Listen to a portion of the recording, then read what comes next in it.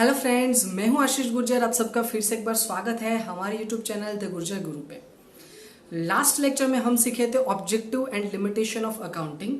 Chapter 1 चल रहा है जो हमारा, उसकी अगर बात करें तो आज हम सीखने वाले हैं उसकी एडवांटेजेस के बारे में बात करने वाले हैं। लास्ट लेक्चर में मैंने आप लोगों को बताया था कि एडवांटेजेस क्यों नहीं लिए, क्योंकि उसके लिए आज हमारे पास स्टोरी है। तो पहले हम एक स्टोरी देखेंगे, स्टोरी के बाद हम देखेंगे एडवांटेजेस के पॉइंट्स। वैसे तो एडवांटेजेस के पॉइंट हमारे पास 10 है, बट जो स्टोरी है वो स्टोरी कवर करती है 6 to 7 पॉइंट। मतलब 2-3 पॉइंट ऐसे हैं जो स्टोरी के अंदर कवर नहीं हो रहा है, वो ऐसे ही आपको लर्न करने पड़ेंगे।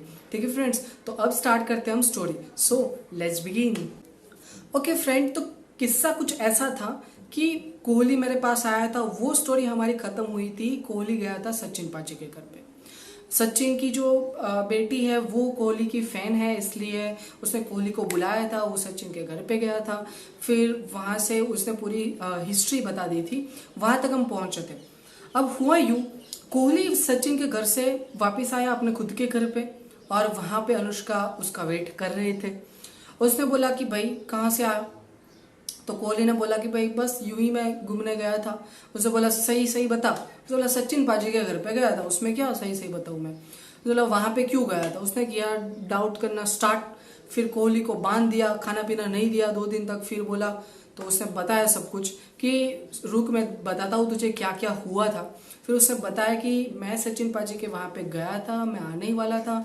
उतने में ही उसने मुझे बताया कि एक काम करो, तू मुझे पूरी स्टोरी बता के जा। तो मैंने पूरी स्टोरी बता दी उसको। तो उसने बोला कौन सी स्टोरी, क्या है, सब कुछ उसको अब तो जानना था अनुष्का को। तो उसने बोला कि ये आईपीएल जैसा जो हमने अभी टूर्नामेंट ऑर्गेनाइज किया था उसकी स्टोरी थी, उसमें कैसे अर्निंग किया था वगैरह वगैरह वगैरह, सब कुछ इन्फॉर्मेशन ले ली उसके पास से। फिर पूछा अच्छा तो फिर प्रॉफिट कितना अर्न किया? तो वो भी बताया कि कोहली ने कि भाई मैंने कुछ इन्वेस्ट नहीं किया था, आशीष सर ने इन्वेस्ट किया था, और फिर प्रॉफिट इतना हुआ और मेरे हिस्से में इतना प्रॉफिट आया। ये सारी चीजें बता दी। जैसे ही मेरा नाम आया, अनुष्का बोली मुझे भी ऐसा एक कुछ करना है। तो उसने बोला अब तू क्या कर सकती है, वो सब तू मेरे पे छोड़ दे, तू मुझे सिर्फ आशीष सर के पास लेके जा, मैं कुछ ऐसा करवाती हूँ उसके पास जैसे मेरी भी इनकम ऐसे जनरेट हो जाए। उसने बोला ठीक है। वो डरते डरते मेरे पास लेके आया। कोहली आया जैसे ही, तो मैंने बोला अब क्या है भाई, तेरा काम तो हो गया, बार बार क्यों आता है? उसने बोला अनुष्का को काम। मैंने बोला तू निकल, तेरा क्या काम यहाँ पे, अनुष्का से मैं बात कर लूंगा। फिर अनुष्का ने बोला कि सर मुझे कुछ काम है। मैंने बोला बोलो क्या काम है? भाई आपने कोहली को जैसे विराट को जैसे हेल्प की वैसे मेरी थोड़ी बहुत हेल्प कर दो ना। मैंने बोला क्या करना है बोलो, मैं इसलिए तो बैठा हूँ, मैं समाज की सेवा के लिए तो हूँ यहाँ पे, थोड़े बहुत पैसे मिल जाते हैं मुझे उसमें से। उसे बोला सर एक काम करो, मुझे भी ऐसा कुछ करना है जैसे मैं भी ऐसे ही अर्निंग कर सकूँ। तो मैंने बोला क्या करूँ, क्या करें हम लोग तो ऐसा कर सकते हैं? उसने बोला सर यही तो आपको सोचना है। फिर मैंने कुछ वक्त सोचने के बाद उसको बोला कि ठीक है काम कर सकते हैं हम लोग, एक रियलिटी शो स्टार्ट कर सकते हैं, सिंगिंग का रियलिटी शो स्टार्ट करते हैं। उसने बोला ठीक है रियलिटी शो कर लेते हैं। तो उसमें क्या क्या होगा, तो मैंने पूरा सब कुछ समझा दिया। मैंने पूरी हिस्ट्री बता दी कि भाई इसमें ये हो सकता है। तो उसने बोला कि हाँ सर ठीक है, कैसे करेंगे बाद में प्लानिंग अच्छे से समझा देना, क्या इनकम एक्सपेंस होगा। मैंने बोला ठीक है वो तो हम समझ लेंगे, बट ये स्टार्ट करने से पहले आपके पास पैसे कितने हो तो बताओ, आपकी फाइनेंशियल पोजीशन कैसी हो वो तो बताओ। तो उसने बोला कि भाई मेरे पास तो अभी फुटी कोड़ी भी नहीं है, पर कोहली कुछ अभी कमा के आया है तो उसके पास कुछ होगा विराट के पास। तो उसने विराट को फोन लगाया और पूछा कि कुछ पैसे वैसे है? तो उससे बोला पैसे तो मैंने बहुत कमाए थे, पर मेरे ऊपर जो पहले वाला जो डेप्ट था ना वो मैंने कंप्लीट किया, तो मेरे पास अभी फिलहाल कुछ नहीं है। मैंने बोला लो अब फिर से वही स्टार्ट करना पड़ेगा। कुल मिला के हमारे पास से 1-2 करोड़ रुपए निकले, पर हमें तो इन्वेस्टमेंट करना पड़ेगा 100-200 करोड़ रुपीज का। तो फिर वो ठीक है चलो, अभी तो आपकी फाइनेंशियल पोजीशन अच्छी नहीं है, पर वो भी बंदोबस्त कर लेंगे, मुकेश चाचा इसलिए ही रखे हमने। वो हुआ। फिर मैंने उसको बताया कि कैसे हमें प्रॉफिट होगा, कितनी हमारी इनकम हो सकती है, हम कैसे कॉस्ट बचा सकते हैं। जैसे कि मैंने बोला कि भाई जज में हम दोनों ही रह जाएंगे, जज हो जाएंगे, जज की फीस बच गई। फिर वीडियो एडिटिंग के लिए आप कर लेना खुद ही, तो वो भी फीस बच गई। वैसे करके और जो हमारा स्टेडियम मतलब जो हमारा स्टेज रहेगा वो कोई बड़ा वाला स्टेज नहीं रखेंगे, छोटा सा स्टेज रखेंगे बराबर। पर उसने बोला तो सर चलेगा कैसे? मैंने बोला तो भी चलेगा, चलते ही सब लोग और अच्छे से अर्निंग भी होगी। वैसे करके कुछ प्लानिंग करके डिसाइड कर लिया और स्टार्ट करने ही वाले थे। उससे पहले उसने बोला कि सर ये सबसे मुझे याद आया कि हाँ हम कर तो रहे हैं, हम पूरा लीगल करना चाहते हैं। मतलब ये हुआ कि इनकम टैक्स का है ना कोई गफला नहीं होना चाहिए। मैंने बोला क्यों मैम, ऐसा तो कुछ होगा नहीं, पर फिर भी आप बता दो कुछ ऐसा हुआ है आपको अनुभव पहले। तो उसने बोला कि भाई 2-3 केस पहले से मेरे ऊपर पेंडिंग है इनकम टैक्स के, अब मैं ऐसा नहीं चाहती। मैंने बोला कोई बात नहीं, वो भी अच्छे से प्लान कर लेंगे, एक अच्छा सा सीए रख लेंगे और काम करवा देंगे, वो भी हो जाएगा। उसने बोला ठीक है। फिर हमने ऑर्गेनाइज किया अच्छे से, पूरा का पूरा मतलब रियलिटी शो 2 महीने तक चला और इतना पॉपुलर हुआ कि अब तक की सारी टीआरपी को तोड़ दिया। और हमने इन्वेस्टमेंट किया था 200 करोड़ रुपीज का और हमें रिटर्न मिला 6000 करोड़ रुपीज का। तो वो भी खुश हो गई और मुझे भी मेरा हिस्सा मिल गया। फिर उसने कंपेयर किया कोहली के साथ, बोला कि सर उस टाइम पे आप 10,000 रुपीज अर्न कर रहे थे और यहाँ पे इस बार सिर्फ आपने इतना ही अर्न किया, तो वो ऐसा क्यों हुआ। तो फिर मैंने बताया कि भाई उसमें हाँ भले ही हमने इन्वेस्टमेंट की अगर बात करें तो इन्वेस्टमेंट थोड़ा बहुत आगे पीछे है, पर वहां पे जो सेलिब्रिटी थी वो कुछ ज्यादा ही थी, वहां पे जो पॉपुलर पर्सन थे कुछ ज्यादा थे। यहाँ पे तो हम दोनों ही लोग थे, हम 2 ही लोग थे और कोई तो था नहीं, इसलिए थोड़ा बहुत ये तो रह सकता है मतलब कंपैरिजन की। पर एट लास्ट में वो दुखी हो गए चलेगी, क्योंकि विराट से तो पीछे रहेगी ना अर्निंग में, इसलिए। तो यहाँ से जाने के बाद घर जाके विराट को भी सब कुछ बताया कि ये कुछ हुआ था। तो बस यहाँ तक की है हमारी स्टोरी। याद रखना, इस स्टोरी को एक बार फिर से रीड कर लेना, फिर से सुना के पकाना नहीं चाहता, इसलिए क्योंकि ये स्टोरी वहीं से हमने कंटिन्यू की थी। तो 10 पॉइंट हमारे जो है ना उसमें से 7 पॉइंट कवर हो गए हमारे, ठीक है। तो अब हम 1 बाय 1 क्या करेंगे, वही पॉइंट्स देखेंगे और साथ ही साथ हम उसको कंपेयर करेंगे हमारी स्टोरी में कहाँ पे वो पॉइंट्स आए थे एग्जैक्टली, और अच्छे से समझ लेते हैं, ठीक है। तो आ जाते हैं अब हमारी स्क्रीन पे। ओके फ्रेंड्स, जैसे कि आप लोग देख सकते हो ये स्क्रीन पे हमारा एडवांटेजेस ऑफ अकाउंटिंग ये पॉइंट हो गया हमारा। अब इसके अंदर सबसे पहला है अवेलेबिलिटी ऑफ अकाउंटिंग इन्फॉर्मेशन। देखो हमारी स्टोरी के साथ कंपेयर करें तो क्या था, स्टोरी में ये था सारी इन्फॉर्मेशन कलेक्ट की थी, निकलवाई विराट के पास से। क्यों? क्योंकि उसके पास इन्फॉर्मेशन थी। वैसे हम अकाउंट की बात करें तो एक बार अकाउंट आपने लिख दिया तो आपके पास जो इन्फॉर्मेशन है वो सालों साल तक आपके पास रहेगा। तो ये सबसे बड़ा बेनिफिट है अकाउंटिंग का। देखो यहाँ पे लिखा है accounting information is prepared by any owner of the business. If this information is readily available, it can be used by the owner as and when it is needed. जब भी उसकी जरूरत हो सकती है तब इस इंफॉर्मेशन को आप यूज कर सकते हैं। एग्जाम्पल भी दे के रखा है, जैसे कि लोन फ्रॉम बैंक लेना है तो ये इन्फॉर्मेशन लेके जाओ और बोलो कि भाई ये हमारे अकाउंट से इतना अच्छा हम कमा रहे हैं तो आप मुझे लोन दे सकते हो। तो ये अवेलेबिलिटी ऑफ इन्फॉर्मेशन पॉइंट हो गया। Second, to know the profitability. याद करो हमारी स्टोरी में क्या था, भाई विराट ने बता दिया कि ये चीज हमने की थी, ऐसे हमने टूर्नामेंट ऑर्गेनाइज किया था। तो अनुष्का ने क्या पूछा कि भाई उस टाइम पे तूने जो टूर्नामेंट ऑर्गेनाइज किया उस टूर्नामेंट से तेरा प्रॉफिट कितना हुआ था। तो विराट ने बता दिया भाई इतना प्रॉफिट होता, सर का इतना, इतना मेरा। तो ये चीज क्या हो गई, इसके साथ कनेक्ट कर दो, टू नो द प्रॉफिटेबिलिटी। अगर हमें प्रॉफिट जानना है, देखो ये चीज तो हमें कैरेक्टरिस्टिक्स में भी मिली थी, मतलब कि ऑब्जेक्टिव में भी मिली थी, कैरेक्टरिस्टिक्स में नहीं पर ऑब्जेक्टिव में भी मिली थी हम लोगों को। तो इसका मतलब क्या हुआ कि भाई हमारा प्रॉफिट कितना हो रहा है, उस प्रॉफिट को जानना है तो हमें क्या करना पड़ेगा, स्टेटमेंट बनाना पड़ेगा, उसमें इनकम लिखनी पड़ेगी, उसमें एक्सपेंसेस लिखने पड़ेंगे, तब जाके हमें पता चलेगा ना कितना प्रॉफिट हो रहा है। ठीक है friends. Next, to know the financial status. चलो याद है मैंने पूछा था कि भाई ये सारी चीजें तो ठीक है, हम रन तो कर देंगे, हम स्टार्ट तो कर देंगे रियलिटी शो, बट उसके लिए पैसे की जरूरत पड़ेगी। आपके पास कितने पैसे, आपका स्टेटस क्या है अभी पैसे के लिए। तो उसने क्या बोला, मेरे पास कुछ स्टेटस नहीं है, मेरे पास कुछ पैसा नहीं है। तो कुल मिला के 1-2 करोड़ जैसा सेटिंग हो गया था, बाकी हमें सब कुछ लेना था। तो वही चीज को यहाँ पे कनेक्ट कर दो, to know the financial status. Financial status की अगर बात करें तो ये क्या होता है, एक बार मैंने पहले भी बता दिया, इकोनॉमिक स्टेटस आया था याद हो तो कैरेक्टरिस्टिक्स में।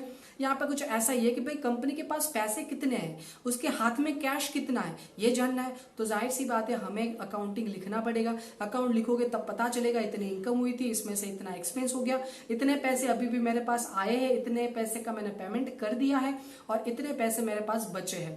तो ऐसे करके आप फाइनेंशियल स्टेटस भी जान सकते हो किसी कंपनी का, या तो फिर पार्टनरशिप फर्म का भी।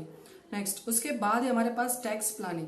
याद है आप लोगों को टैक्स प्लानिंग के लिए क्या पॉइंट था, तो अनुष्का ने बोला था भाई मैं टैक्स के रिलेटेड में ना क्लियर रहना चाहती हूँ, क्योंकि ऑलरेडी एक दो केसेस मेरे ऊपर चल रहे हैं टैक्स के रिलेटेड, तो इस बार मैं कोई भी रिस्क लेना नहीं चाहती। तो अब इस पॉइंट को यहाँ पे कवर कर दो टैक्स प्लानिंग की। अब टैक्स प्लानिंग की बात करें तो देखो, जब हमें टैक्स पे करना है वो किसके ऊपर पे करना है, प्रॉफिट के ऊपर। देखो आपको ऐसा लग रहा होगा कुछ रिपीट हो रहा है, यस ये रिपीट ही लग रहा है आपको, क्योंकि ऑब्जेक्टिव है, कैरेक्टरिस्टिक्स है, उस पर मोस्टली कवर हो ही गया है, बट फिर भी एक बार देख लेते हैं हम लोग नाउ। तो ये टैक्स प्लानिंग की अगर बात करें तो उसमें क्या होता है कि भाई हमारे पास जो प्रॉफिट है उसके ऊपर हमें टैक्स पे करना है। तो प्रॉफिट कैसे पता चलता है, तो प्रॉफिट पता चलाने का एक ही जरिया है, वो है अकाउंट रिकॉर्ड करो, तो ये आपको exact, accurate and real profit मिलेगा, अदरवाइज नहीं मिलेगा।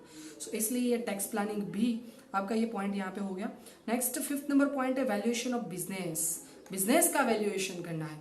अब देखो बिजनेस की वैल्यूएशन की बात करें तो मैंने उसको गिनाया था कि कितना एक्सपेंस लगेगा, कितनी इनकम होगी, वो सारी चीजें।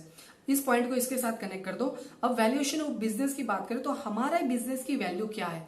देखो आपने सुना होगा कि भाई बजाज फाइनेंस है, उसकी वैल्यू मार्केट में 2 लाख करोड़ है, वैसे करके किसी और कंपनी है उसका 500 करोड़ का है, किसी और कंपनी का 1000 करोड़, ऐसे मार्केट में सुना होगा। तो ये वैल्यू कैसे पता चलती है, तो इस वैल्यू को भी ढूंढने के लिए आप लोगों को क्या करना पड़ेगा, अकाउंटिंग लिखना पड़ेगा, तभी जाके आपके बिजनेस की वैल्यू क्या है। इसको अफेक्ट करता है आपकी टोटल असेट, आपकी टोटल लायबिलिटी कितनी है, आपकी कैपिटल कितनी है, आपका बैलेंस कितना रहता है, ये सारी चीजें अफेक्ट करती है।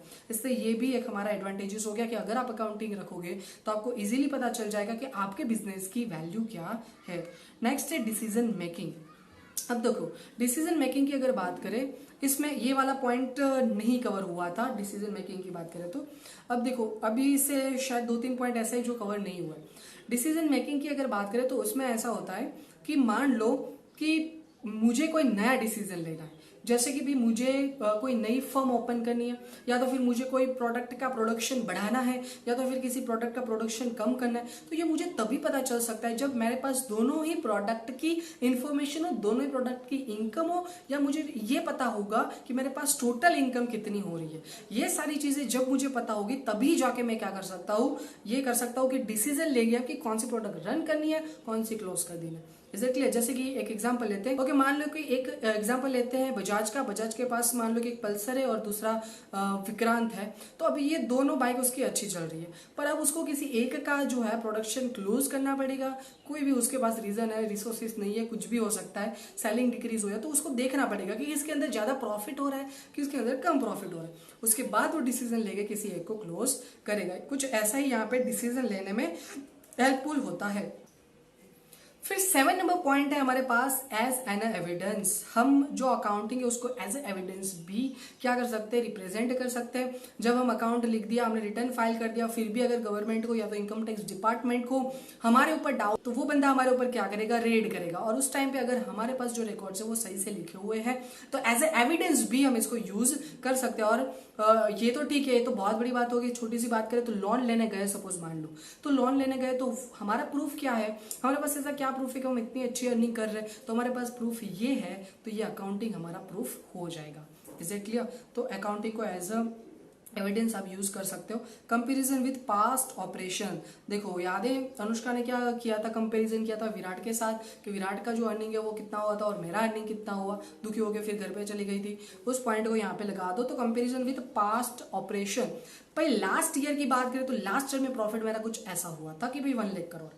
अब इस साल की बात करें तो इस साल का प्रॉफिट हुआ वो है मेरा 50,000 करोड़ रुपीस। अब ये तो कैसे हो सकता है भाई, पहले प्रॉफिट 1 लाख था, अब डिक्रीज हो रहा है, तो उसकी रीजन ढूंढो। अगर इंक्रीज हो रहा है तो बहुत अच्छी बात है, पर डिक्रीज हो रहा है तो क्यों हो रहा है। इसलिए हम पास्ट ऑपरेशन के साथ कंपेयर कर सकते हैं, इससे हमें बहुत बड़ा बेनिफिट रहेगा डिसीजन लेने में। ठीक है friends. And 9th number point की अगर बात करें तो 9th नंबर पॉइंट है मोरल कंट्रोल।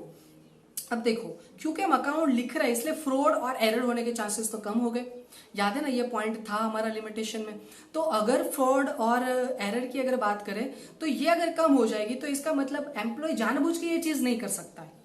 क्लियर। हाँ एरर के चांसेस तो है पर फ्रॉड बंद हो जाएगा। तो इनडायरेक्टली हमने क्या किया, जो हमारे एम्प्लॉय ना उसके ऊपर क्या कर दिया, हमारा प्रभुत्व जमा दिया। जैसे कि सिंपल सा एग्जांपल लेते हैं, आपके नजदीक के एरिया में कोई रिलायंस फ्रेश होगा, तो क्या वहां पे मुकेश चाचा हर रोज आते देखने के लिए? पता चला नहीं आते तो वो ओपनिंग में भी नहीं आया होगा, क्या हर रोज की तो क्या बात कर रहे हो, इज इट क्लियर। तो वहां पे उसको डेटा कैसे मिल जाता है, क्योंकि वो अकाउंटिंग रिकॉर्ड करते हैं, यहाँ पे जो कुछ भी होता है वो सारा रिकॉर्ड वहां पे जाता है, वो डेटा देख के पता चल जाता है कि भाई यहाँ पे ऐसा बिजनेस चल रहा है, उसको यहाँ पे आना भी नहीं पड़ता। जैसे ये मॉरल कंट्रोल हो गया। नेक्स्ट लास्ट वन है करेक्टिव मेजर। यस, अगर अकाउंट आपने अच्छे से लिखा है तो हर एक चीज का आप करेक्ट मेजर, करेक्ट अंदाजा लगा सकते हो, अदरवाइज ये चीज पॉसिबल नहीं है। देखो यहाँ पे लिखा है in practice it is so happen that the business suffer due to some past decision made by the owner of the management of business. The fact of this decision are reflected in the accounts to avoid the recurrence of such mistakes. Corrective measures and necessary care is generally taken. क्या बोले कि भाई कुछ गलती हो गई है, past में ऐसा हुआ कि कुछ ऐसे डिसीजंस ले लिए, जैसे कि कोई ऐसा लॉन्च हो गया प्रोडक्ट कि जो मार्केट में डिमांड ही नहीं कर रहा है, तो हमें अभी क्या करना पड़ेगा, उसको करेक्ट करना पड़ेगा, उस प्रोडक्ट को करेक्ट करना है या तो फिर उस प्रोडक्ट को बंद कर देना है। तो ऐसे कोई भी पास्ट में डिसीजन लिए गए हैं तो उसको करेक्ट करने के लिए भी ये यूजफुल है। सो आई होप कि ये सारे के सारे पॉइंट 10 के 10 पॉइंट्स आपके क्लियर हो गए हो। अगर फिर भी कोई क्वेरी है तो कमेंट में लिख दीजिए और फिर से एक बार वीडियो देख लीजिए ताकि दिमाग में बैठ जाए। और अगर ये वीडियो अच्छा लगा है तो लाइक कीजिए, आपके दूसरे फ्रेंड को शेयर कीजिए ताकि वो भी इसका बेनिफिट ले सके। Thank you so much.